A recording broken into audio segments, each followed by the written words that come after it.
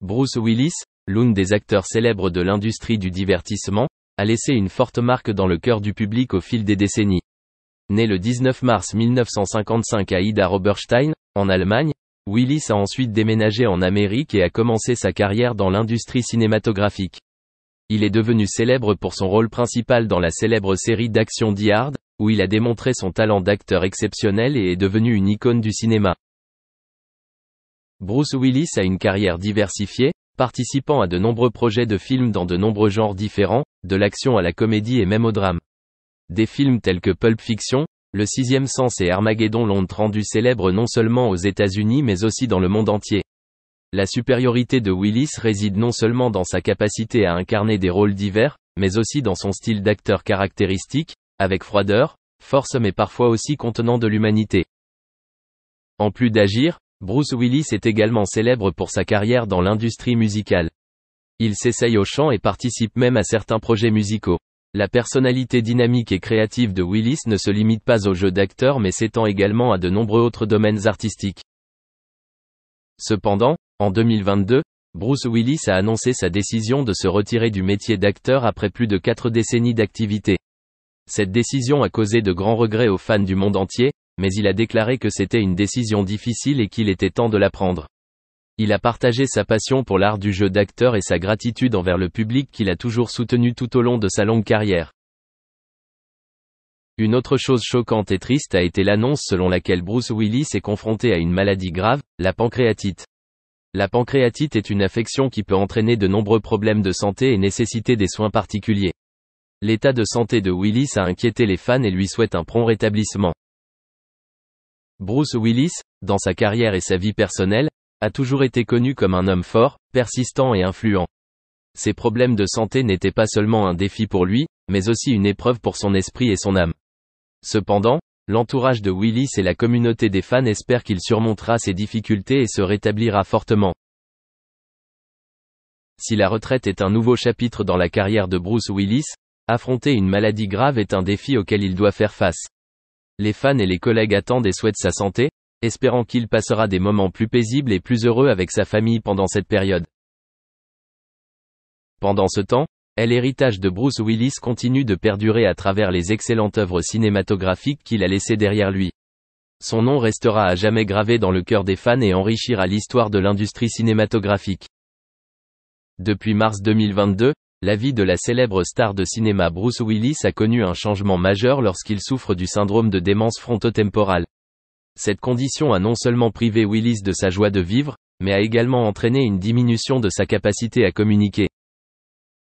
Selon les informations de Glenn Gordon Caron, créateur de la célèbre série de sitcom Moonlighting, il serait devenu l'un des premiers proches à connaître la situation difficile de Bruce Willis. Caron rend régulièrement visite à l'acteur de Die Hard au moins une fois par mois pour partager sa douleur et essayer de faciliter les conversations, même s'il ne s'agit que de brèves confidences. Le syndrome de démence frontotemporale est une maladie grave qui affecte la capacité du patient à parler, à comprendre et à penser. Dans le cas de Bruce Willis, il ne s'agissait pas seulement d'une perte de joie de vivre, mais aussi d'une diminution de la capacité à communiquer, rendant la vie quotidienne plus difficile. Glenn Gordon Caron a partagé qu'il était non seulement venu lui rendre visite, mais aussi pour que Willis se sente pris en charge et pas seul dans cette péripétie.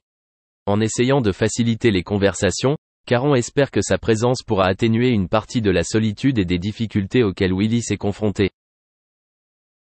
Bien qu'il n'existe pas de traitement spécifique pour ce syndrome, apporter un soutien émotionnel et faciliter la communication peut contribuer à améliorer la qualité de vie du patient. Dans le cas de Bruce Willis, l'amour et l'attention de son entourage, en particulier de Glenn Gordon Caron, ont joué un rôle important en l'aidant à surmonter ces défis.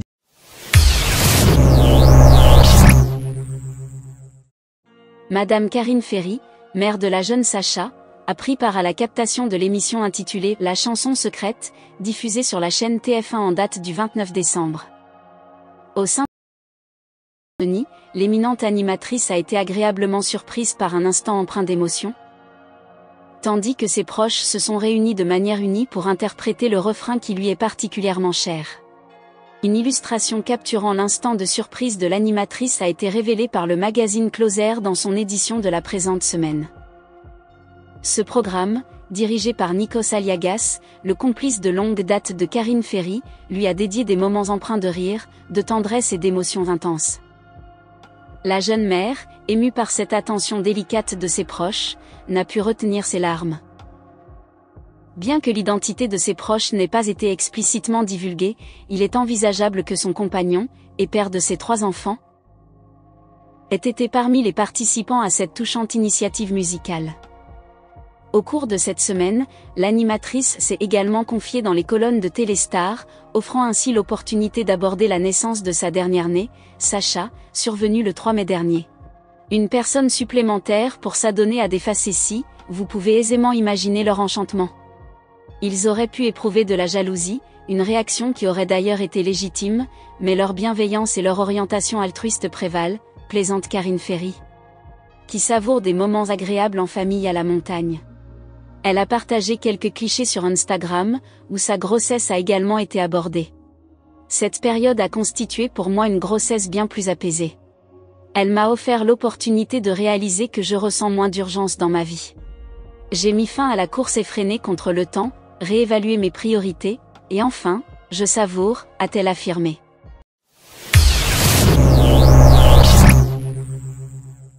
C'est une récompense qui vient clore une année particulièrement émotionnelle pour Florent Pagny.